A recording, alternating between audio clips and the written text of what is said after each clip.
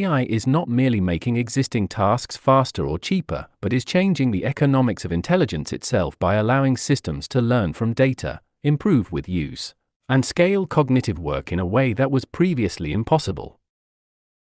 What makes this moment confusing is that we are currently in the least impressive phase of transformation, the infrastructure phase, where progress looks like data centers, energy constraints, chip manufacturing, training costs, and incremental improvements, all of which feel technical and uninspiring, much like roads, power grids, and early factories once did, even though they later enabled entire civilizations and industries to emerge.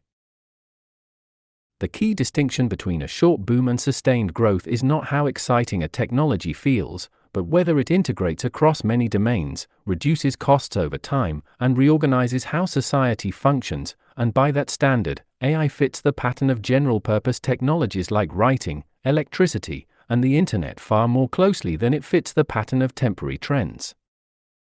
When Jensen Huang says that this is not a moment but a platform shift, he is not predicting endless hype or uninterrupted exponential curves, but pointing out that we are misreading the phase we are in, mistaking the slow, messy, and uneven work of building foundations for the end of growth, when in reality this is precisely the stage that historically precedes the most profound transformations.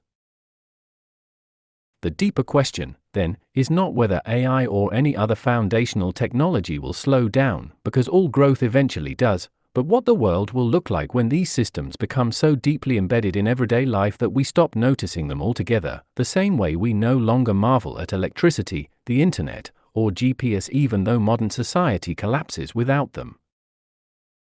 History suggests that when a technology disappears from conversation, that is often the moment it has truly succeeded, not because it failed to deliver, but because it became essential, invisible, and irreversible, quietly shaping how we live, work, and think long after the excitement that once surrounded it has faded. And that is why real growth rarely looks like a boom, because the transformations that matter most do not arrive with fireworks, but with foundations, patience, and the slow accumulation of changes that, once complete, make it impossible to return to the world that existed before. Thank you.